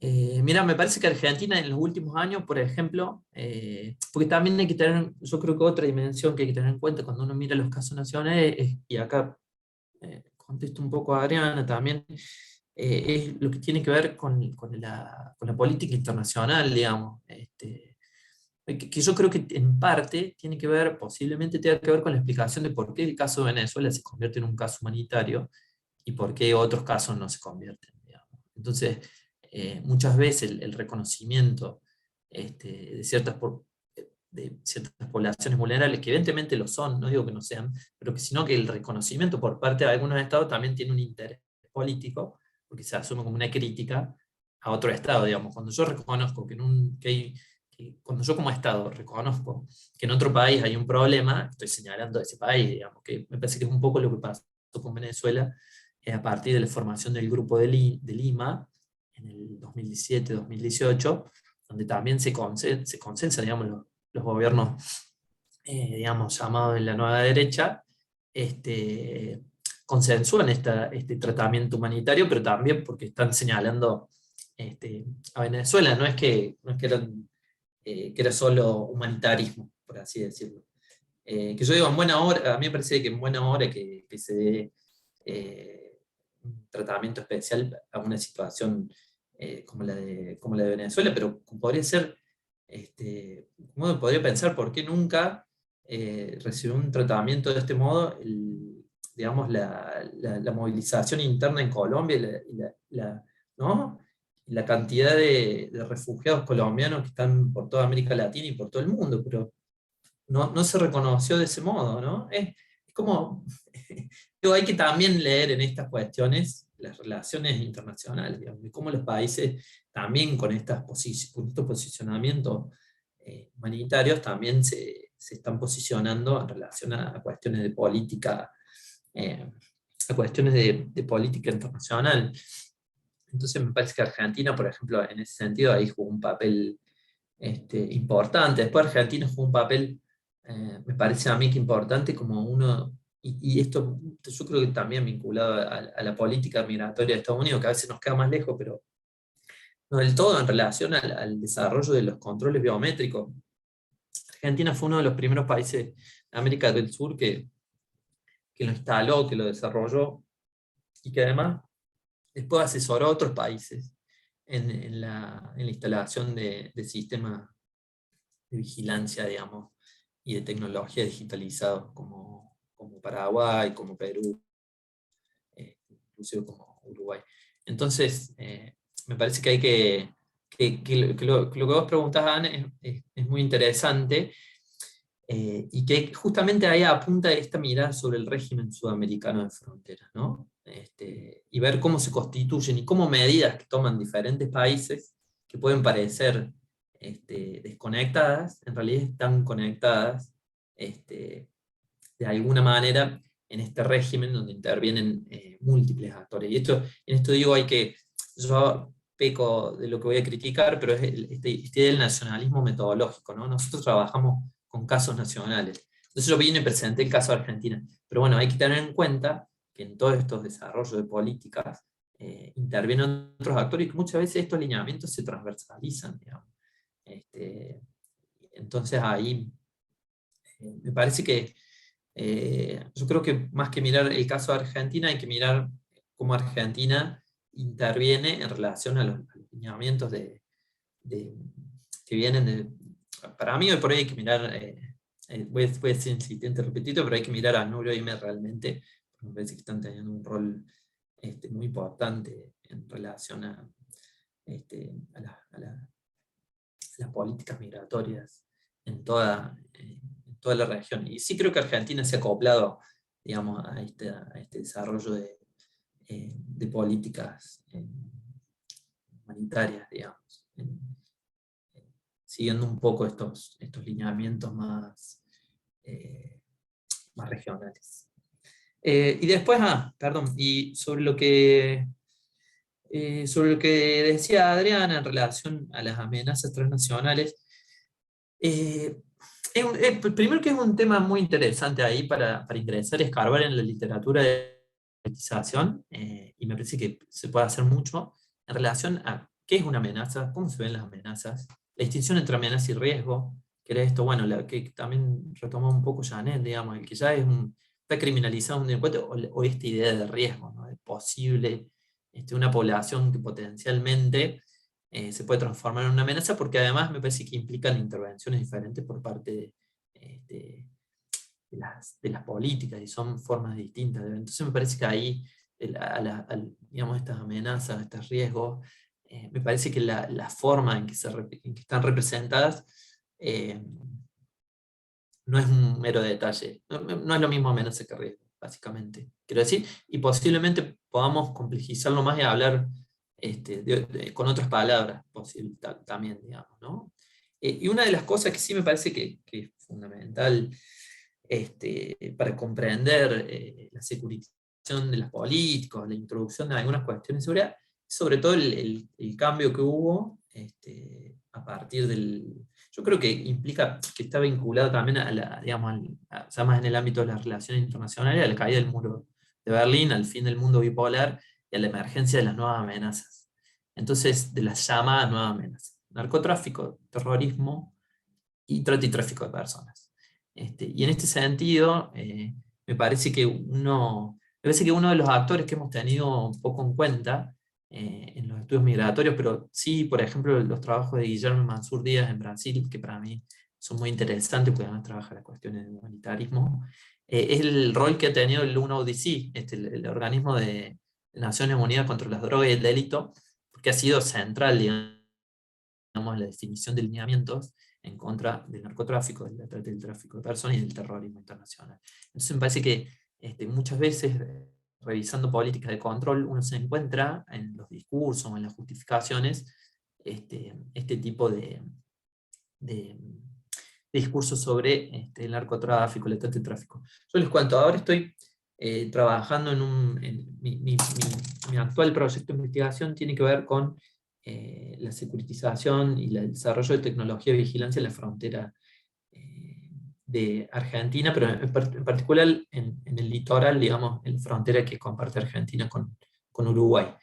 Una de las cuestiones, en algunas entrevistas preliminares, yo después de algún tiempo tal vez para contarles más, que en el discurso de la trata y el tráfico de personas es un discurso muy presente, es de una importancia política muy grande, pero también por compartir con algunas personas que trabajan en otros puntos de frontera, cuando uno le pregunta, especialmente al personal de migraciones, yo estoy trabajando con migración de seguridad que se despliegan en la frontera, es como por un lado están todos los lineamientos de política de trata y tráfico, y cuando vos vas a preguntarle por caso de trata y tráfico, que hayan, no voy a decir, no quiero decir por supuesto que no se interprete que no existe en Argentina el trata y el tráfico, sino que cuando uno pregunta por casos de trata que impliquen el tráfico a través de las fronteras internacionales, es como que no hay mucha respuesta, como que te cuentan la anécdota de un caso, pero que no está tan presente, pero que sin embargo es un discurso que ha servido de justificación, de despliegue de muchas políticas, de tecnologías, etc. Pero cuando vos, es como, me llama la atención, algo de esto trabaja Stephanie Kron, me parece que es en Costa Rica, con un trabajo donde ella encuentra como algo parecido, digamos. Como que hay mucha política, mucha cartelería, mucho, cuando va a preguntarle a la policía local que está encargada de un área de frontera, no encuentra con que en ese punto al menos, ¿no?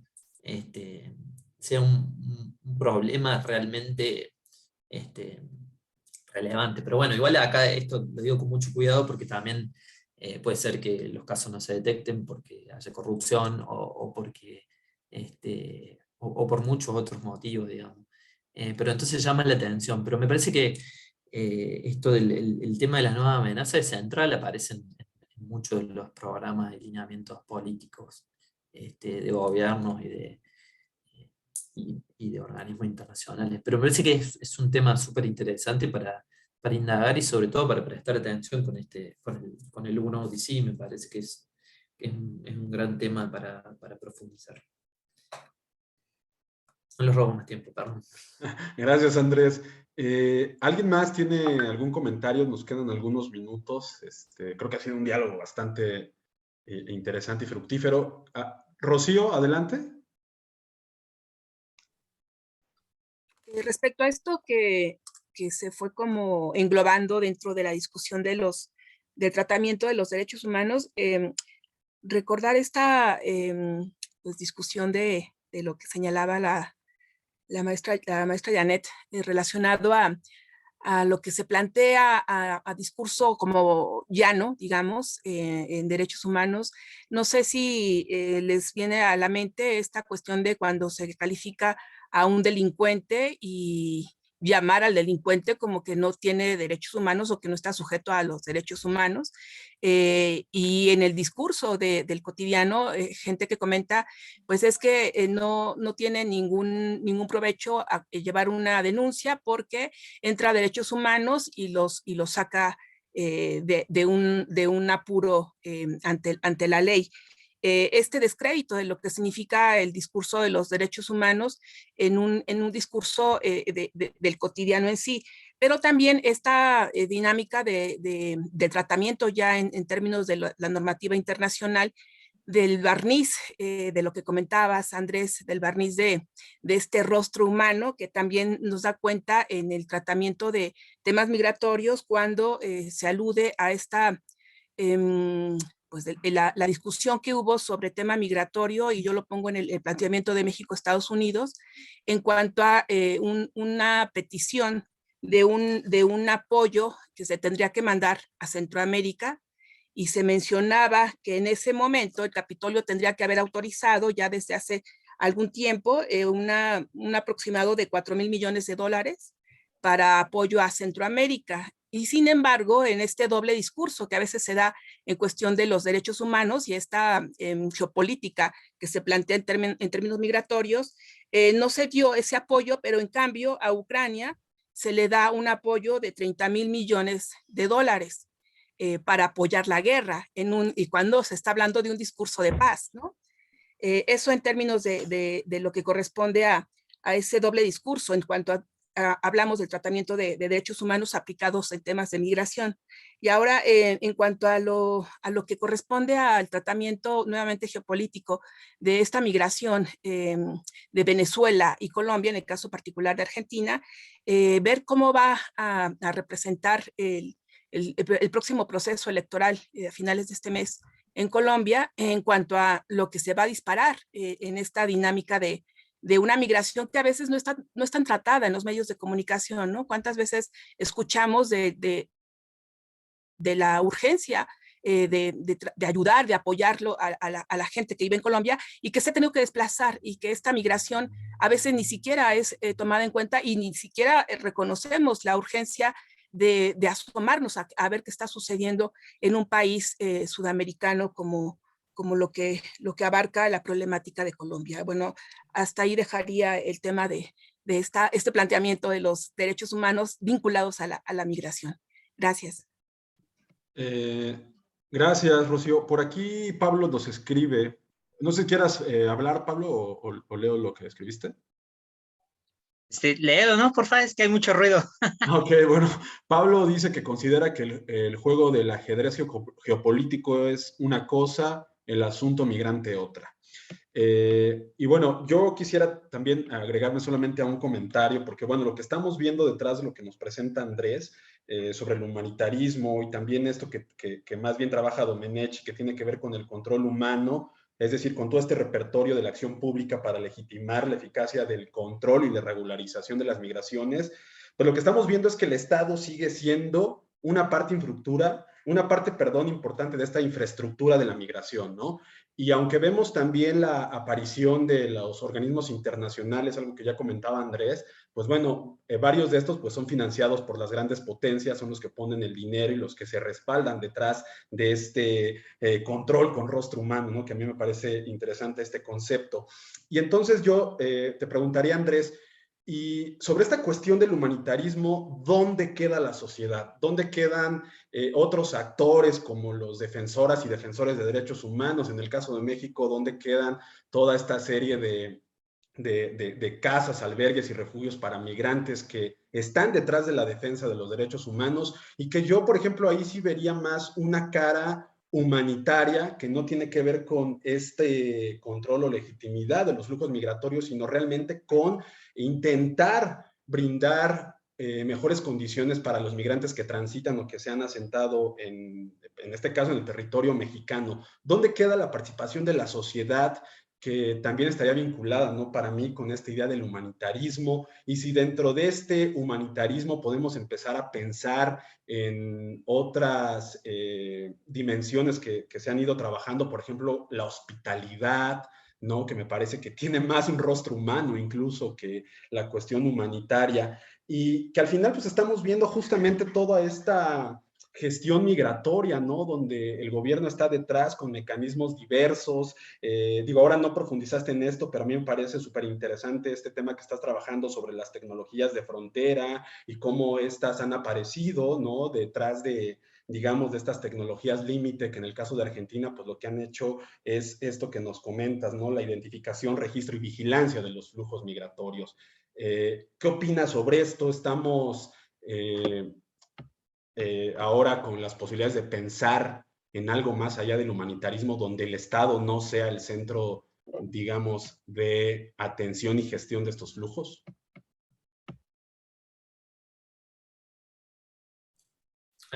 Perdón. Yo creo que ahí, digamos, no sé cómo decirlo, la sociedad civil, me parece que lo que podemos llegar a hallar son diferentes. A ver, lo que quiero decir es que no se trata de una cuestión empírica, no se trata de una cuestión teórica, sino de una cuestión empírica, digamos, y ahí hay que estar atento a las disputas, digamos, o cómo ciertas organizaciones de derechos humanos, organizaciones de migrantes, voluntarios, etcétera, muchas veces disputan digamos, tal vez este modelo humanitario pensado desde arriba, si se quiere. Bueno, entonces uno se puede llegar a encontrar con que algún organismo de derechos humanos o inclusive en algún albergue, los voluntarios,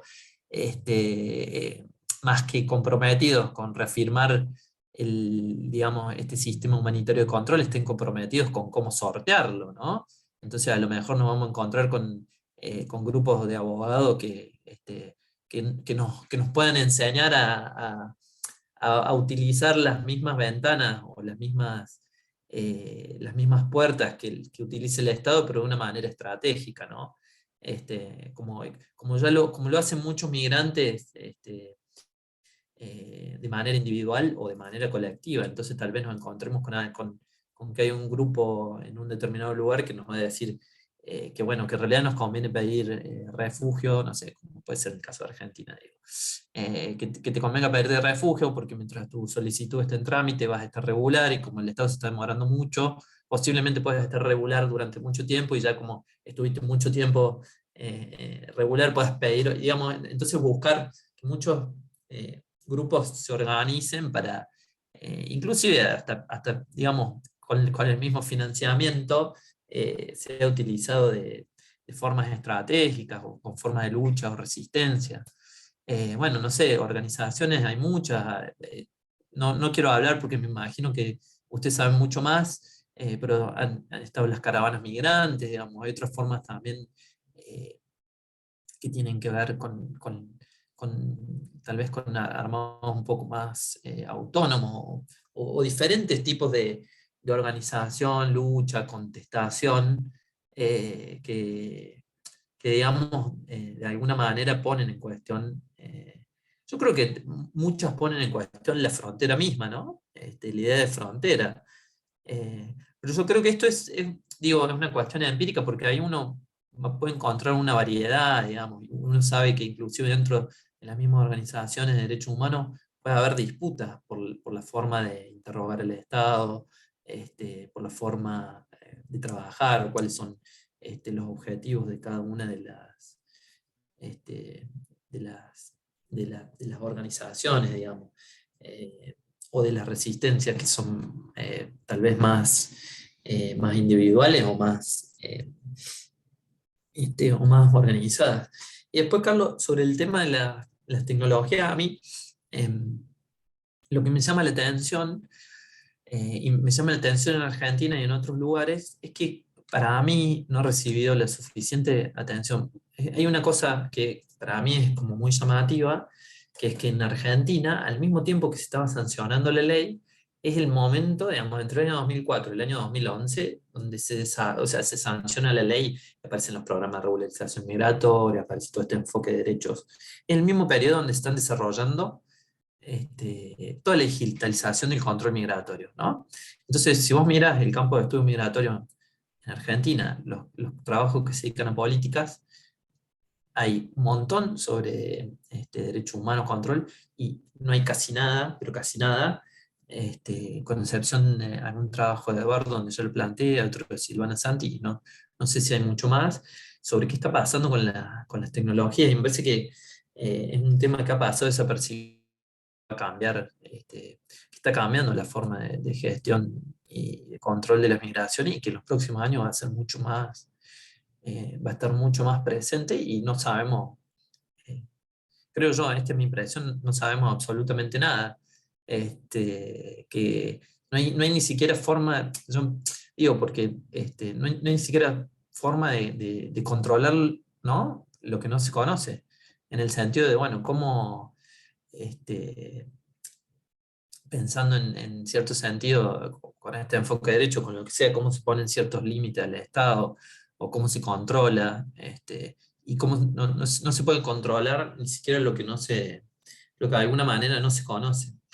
Me parece que es un tema para desarrollar y para investigar, porque además hay cosas que son muy, muy, que se están desarrollando, y que traen algunas preguntas, interrogantes, de cuestiones que van de los derechos humanos, la ética, un montón de cosas más, que se están desarrollando en otros lugares, pero que para mí, sin ninguna duda, van a aparecer pronto. Hay un programa de la Unión Europea, y hacen pruebas pilotos encima de la frontera con Hungría, con un gobierno que no es muy friendly con los migrantes, para probar un detector de mentiras, así que reconoce los gestos faciales. Bueno, eso ya está en prueba. No sé cuánto tiempo eh, puede pasar hasta que esté funcionando. No sé, me parece como hay cosas que se vienen, y que hay que mirar, o esto de lo que comentaba al principio, el uso de inteligencia artificiales para apoyar las decisiones en materia de política migratoria, para conseguir una residencia o no, digamos, que está en toda la administración pública, ¿no? Porque, y en muchos ámbitos, pero en otros ámbitos me parece que se le ha dado se le ha dado más interés al estudio de la digitalización, o no sé, o por ejemplo con el tema del concepto de trabajo con gobierno abierto y todas estas cosas. En algunas áreas de la administración pública, el desarrollo de las tecnologías se ha interrogado, se ha indagado, se ha investigado mucho más. Me parece que en el de las migraciones no. Además, porque también es un ámbito que, a mi modo de ver, es un ámbito que está muy rodeado por el secreto, digamos.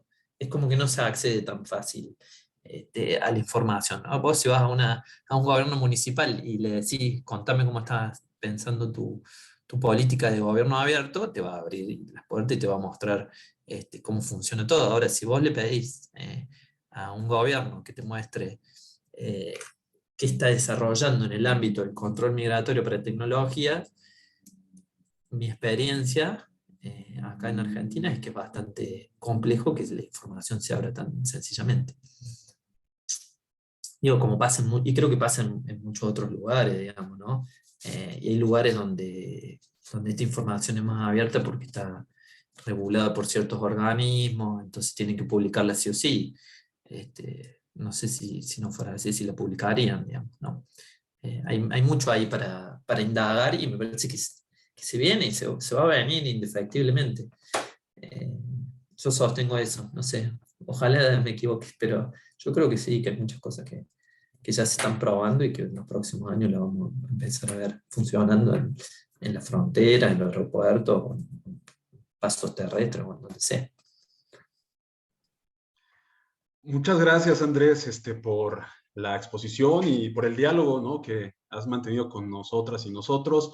Pues ya estamos sobre el tiempo. Creo que con esto hemos cumplido, ¿no?, con el diálogo. No sé si el doctor Culebro quiere decir algo antes de cerrar la sesión. Yo les agradezco a todas y todos por haber participado, y a Andrés por la presentación de este tema, que claro, nos deja algunos temas sobre la mesa que para aquellos que se dedican a los estudios migratorios, movilidades y fronteras, bueno, por ahí tienen un campo todavía bastante interesante por explorar. Adelante, Jorge. Sí, damos un par de cosas, Carlos. Pues de nuevo, agradecer a Andrés esta brillante exposición que nos haya permitido el diálogo sobre esos temas tan interesantes y tan importantes en esos tiempos, y que abre mucho la perspectiva a estos estudios migratorios. Y pues, gracias, y seguramente estaremos con otros proyectos en el futuro que las estaremos informando.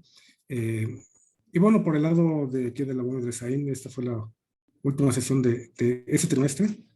Entonces, cerramos con broche de oro este trimestre, y ya yo creo que en las próximas semanas estaremos organizando la programación de los temas del siguiente trimestre para que se vayan incorporando. Si tuvieran ustedes también algún tema que les gustaría incorporar, pues también nos lo dicen para ir viendo cómo incorporamos esos temas. Y pues nada, muchas felicidades, muchas gracias. Los que estamos en UAM, pues felices vacaciones. Y los que no, pues también felices mes de mayo y junio. Y para los que están tomando el seminario, no olviden enviarme en la semana sus avances para repartirlos entre los profesores y poner la calificación. Pues muchas gracias a todos ustedes, a todas y todos ustedes, Andrés, a Carlos, a todos. Y nos vemos por aquí, yo creo que el siguiente trimestre con nuevos temas del seminario y nuevas dinámicas y nuevas cosas también por acá. Muchas gracias, Carlos. Gracias. Dale. Gracias a todos. Muchas gracias. Muchas gracias. Gracias.